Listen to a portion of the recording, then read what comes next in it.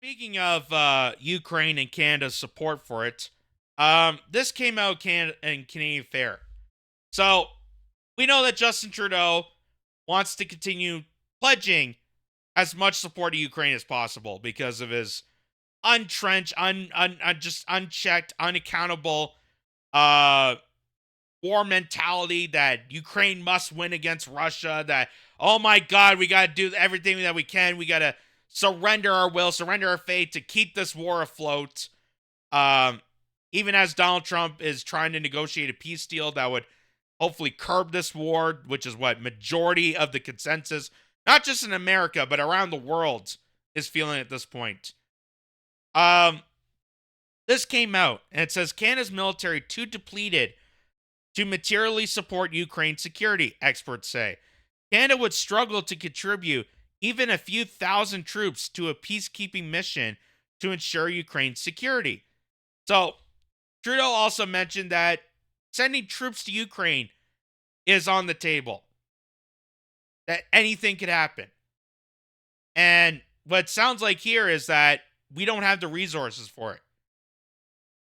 So, Canadian Fair says while the U.S. is pausing military aid to Ukraine, the question of whether other Western countries will step up to secure the belligerent nation's security has become more pressing. At a recent event in Toronto, Ukraine's ambassador to Canada sketched out what security guarantees from other countries could look like.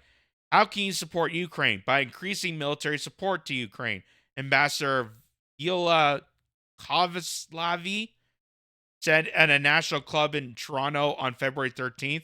This is what the other allies are doing. The UK already announced that they would be increasing military spending from 3 billion to 4.5 billion, he said.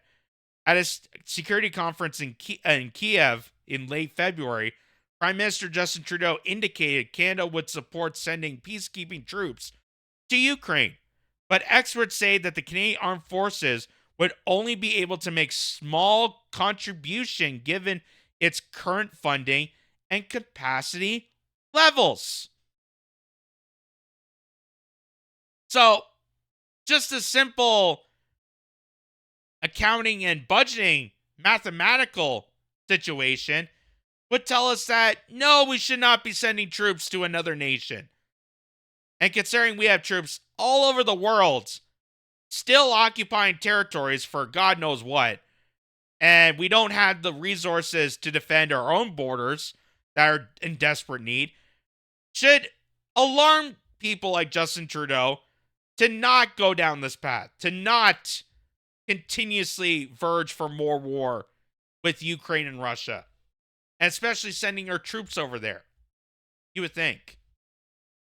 Canada would struggle to contribute even a few thousand troops to a peacekeeping mission in Ukraine, said Robert Baines, president of the NATO Association of Canada, which promotes understanding of NATO's role in global security. But give it 2 or 3 years and defense spending is increased, perhaps we can contribute, said Baines, who spoke alongside Kulov at the event. Chris Kilford, director of the Canadian International Council think tank, says that if Canada were to participate in securing Ukraine after a ceasefire deal, it would likely be an extension of everything we've been doing to support Ukraine since 2015. You know, how we overthrew the democratically elected government, we installed a puppet, we trained with Nazis to go after Ukrainians. Just continuing on that. That's the support Canada will be giving to Ukraine.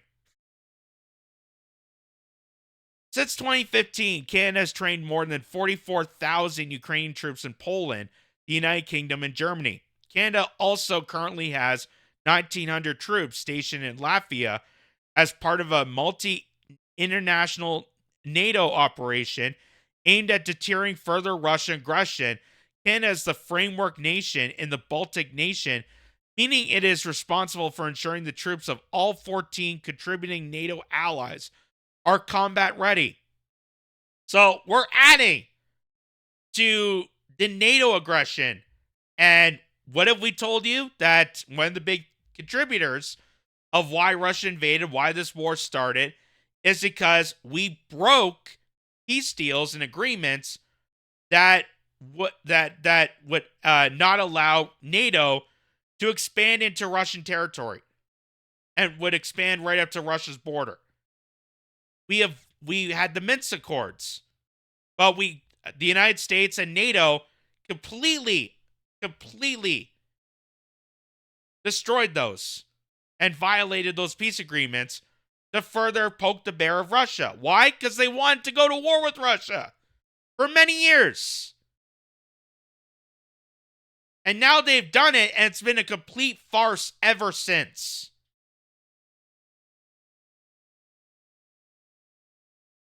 And since February 2022, when Russia invaded Ukraine, Canada has provided more than $4.5 billion in military assistance to Ukraine. Jack Cunningham, a professor of international relations at the University of Toronto, says these contributions have limited Canada's capacity to contribute much more. We have to deplete our already low stocks to aid the Ukraine, buy material from abroad, said Cunningham. We have not ramped up our production capacity to the point where we can do better. But at the National Club event, Kaliyev encouraged Canada to give more, noting doing so would also benefit Canada. Yeah, I keep hearing that. We keep hearing that constantly, that if we siphon more of our tax dollars overseas to invest in bloodshed and warfare, that somehow it's going to benefit Canada. And so far, it has done worse. It has driven up inflation. It has created a worse cost of living crisis in this country. And we have created a further divisive nation because of this. Because more and more people are realizing that this war was a farce. They knew that it was manufactured, and they want an end to this. And the people that are supportive of this war, they're blinded in support of this war, are aggressively going after the people. And that's where the censorship campaign's in. That's when they started firing people that were speaking out against this war. They wouldn't allow Russian players to play in sports. So, this is an article from Mint here. And it says, who will defend Canada land if U.S. expands northward? Russia hits back at Canada's idea of sending troops to Ukraine. Canada Prime Minister Justin Trudeau pledged military support for Ukraine, stating Canada would assist in defending its sovereignty. Again, we didn't care about their sovereignty when Victoria Nuland, Jake Sullivan overthrew their Democratic elected government. We didn't care about it then. So, Russian foreign minister on Tuesday slammed Canada's Prime Minister, Justin Trudeau, over his remarks on sending troops to Ukraine. As reported by Sputnik, the Russian Foreign Ministry questioned the Canadian Prime Minister's priorities and asked who will defend Canada land if the U.S. expands northward. Apparently, the Ukrainians who fled to Canada to avoid the draft, Russian Foreign Minister spokeswoman Maria Zakharov wrote on Telegram. Earlier in February, Trudeau said he had shared new military support from Canada to help Ukraine secure lasting peace and defend its sovereignty. Ukrainians deserve to live in a strong democracy, free from Russian aggression, and Canada will stand side by side with them until that's achieved. As we got politicians saying that we don't need an election. Just keep that in mind. Defending democracy. In response to a question about whether Canada would deploy troops to assist Ukraine, Prime Minister Trudeau stated, everything is on the table regarding support for Ukraine's military efforts, Global News reported. Speaking to reporters in Kiev, where he is attending the third anniversary of the Russian invasion alongside a dozen other world leaders, Trudeau emphasized Canada's commitment to aiding to Ukraine, according to a report by Global News. The question posed to Trudeau was whether Canada was willing to send boots on the ground without specifically whether it referred to peacekeeping troops or those involved in active conflict. According to the report, Trudeau reiterated that everything is on the table when it comes to supporting Ukraine's military efforts. Again, this is a guy who's completely got blood on his hands and is so hellbound in warfare. U.S. President Donald Trump has suspended military aid to Ukraine following a tense exchange with Ukrainian President Volodymyr Zelensky last week, a White House official confirmed, deepening the rift between the two former allies. This decision follows Trump's shift in U.S. policy towards Ukraine and Russia since taking office in January, where he adopted a more conscientious approach to Moscow. The suspension also comes after a heated confrontation between Trump and Zelensky at the White House on Friday, during which Trump criticized Zelensky for not expressing enough gratitude for Washington's support in the war with Russia, Reuters reported. Since Russia's invasion 3 years ago, the U.S. Congress has authorized a total of $175 billion in assistance for Ukraine, according to nonpartisan committee for a responsible federal budget. So, what it sounded like that article was asking is, since Canada doesn't already have the resources to combat the needs of defense of its own nation here, which I've always stated, I think the best policy we should be doing is getting our troops back from harm's way of all these different territories. Get them out of foreign territory. Bring them back home so they're close to their family. They're safe and sound, but they're also defending our nation. They could be working the borders right now. They could be defending the mass immigration and the criminals that are entering illegally. That seems like a win-win for everybody. But because we have Justin Trudeau so incompetent and now just so bloodthirsty and hell-bound into continuing this war, that he doesn't even know what the hell is going on. He doesn't know how many troops he has. He doesn't know how much Ukraine needs in result of it. He's just making an ass of himself by saying, yeah, everything's on the table. Everything's on the table.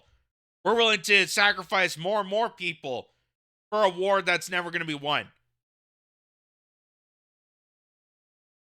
And all because the manufactured consent by NATO and by the military-industrial complex told you and blackmailed people that you had to do this war because of democracy, because of peace, because Russia's the aggressor, Russia's the bad guy, Russia's the one that we got to deal with.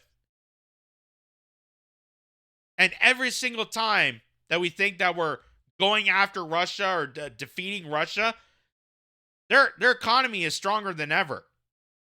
That's why the BRICS measure took place. When we pushed Russia further and further away, Russia decided to side with China and Brazil and Saudi Arabia and India. And they created this new economy that was a direct threat to the US dollar. That was a direct threat to the Western allies that are deteriorating further and further going down this path. And that is why someone like Trump, who has stated since the campaign that he wants to end this war, was mandated and elected to do so. But yet, because we're refusing to have an election, because somehow Justin Trudeau that resigned still maintains power, is still hellbound into supporting this war. Supporting this war that has caused thousands upon thousands of casualties, almost in a million, that they're dragging civilians in Ukraine to throw in the front lines.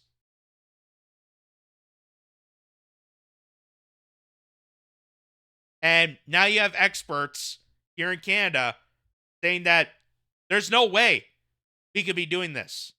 There's no feasible way to do this. We already have so many troops out in foreign territories that we don't even know about. And we don't even have the resources to defend our nation back here at home. Why the hell are we sending more and more military support to the point of sending bodies over to Ukraine? Why are we doing this? Because we don't have the resources. I don't know why Justin Trudeau would say that.